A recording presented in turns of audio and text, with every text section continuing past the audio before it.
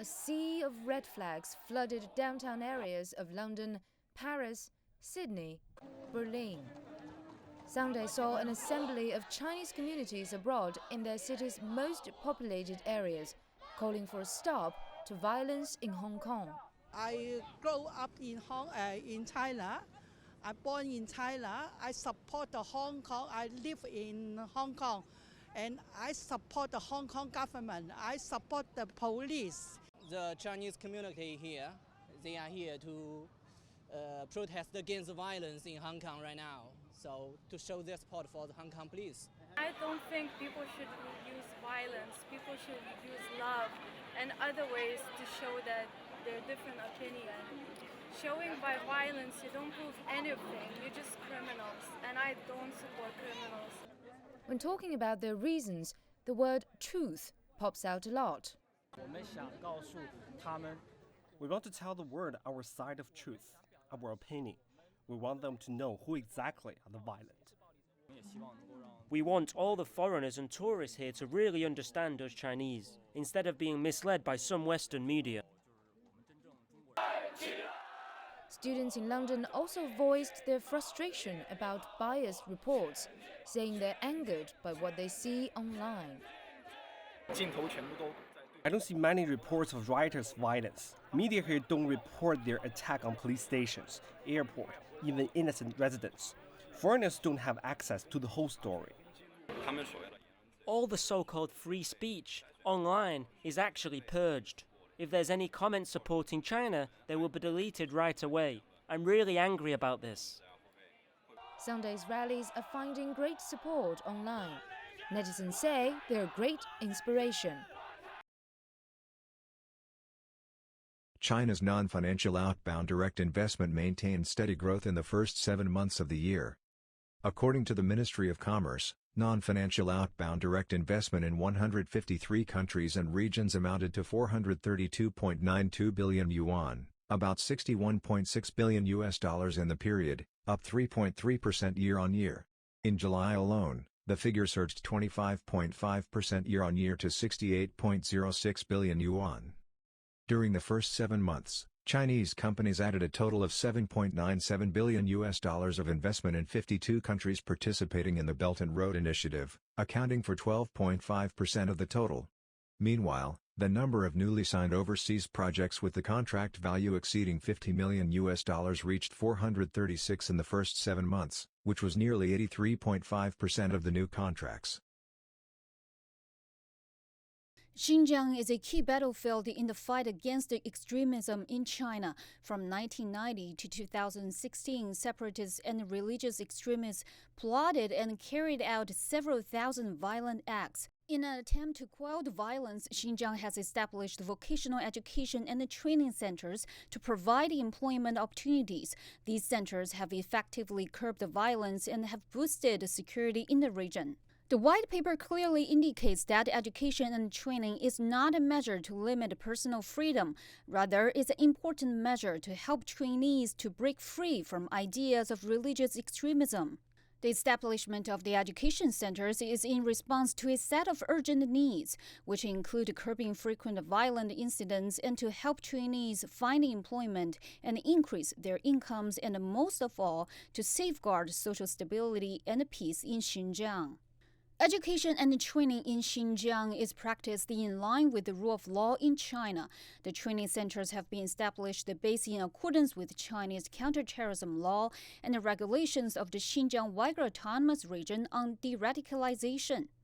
After graduation, the trainees can choose their own jobs where employment can be arranged for them with assistance of relevant authorities. From January to June 2019, nearly 76 million tourists visited Xinjiang, an increase of 46% since 2018. Since the end of December of 2018, nearly 1,000 people have visited Xinjiang. They include foreign diplomatic envoys to China, UN officials, Geneva-based senior diplomats of various countries, as well as more than 40 groups of people from political parties and civil society organizations. During the June heatwave, Jackie Sohn set out to conduct research at Bodega Bay on the Northern California coast. But to her surprise, she found this, massive amounts of mussels cooked in their shells. And then noticed hundreds of dead mussels right away. And then I kept continuing along the shoreline and realized that there was a very significant event, that there were tens of thousands of mussels that had died. You know, it's very rare to see mortality or die-off in mussels from hot air temperatures, but this mortality event is more significant than anything we've seen before. That crunching sound indicates dead mussels, still here a month later. Sohn says roughly 30% of the mussels died in 2 parts of the Bodega Bay Marine Reserve, and that they found anecdotal evidence of similar die-offs in other parts along the coast, including an hour south in San Francisco. The heat, a midday low tide, and an uncharacteristic lack of cloud coverage formed a recipe for disaster. And even though it's a typical summer day right now with cool temperatures of about 15 degrees Celsius, you can see the difference in the temperature if I use this thermocouple device to actually touch the wire against the mussel's shell. Within seconds, it indicates the shell is over 27 degrees Celsius. Was this due to climate change effect on the jet stream? Cannot really tell, but the likelihood of this event occurring seems to be increasing, which means that if that is the case, then climate change will make this sort of event happen more often than it used to. Maybe it used to happen once every 100 years. Now it may happen every 10 years. Largère says the die-off at Bodega Bay is probably representative of a much broader phenomenon that could result in long-term effects. The mussel bed itself is like a habitat, and it can take a long time to reestablish. Secondly, if all the adult mussels die, there are going to be very few babies, very little reproduction of future generations, and that'll take a while to recover. They are providing habitat for hundreds of other animals. So a loss of the mussel bed community indicates a loss to the hundreds of other animals throughout the mussel bed. A loss of mussels could impact snails and crabs, worms, sea anemones, sea cucumbers. There are over 300 species that live within the mussel bed community. Researchers say the die-off is far greater than anything they've recorded in at least 15 years. They say more research is still needed to understand what's putting mussels under such extreme conditions. Cypriots sometimes refer to the British bases on their island as a throwback to colonial times.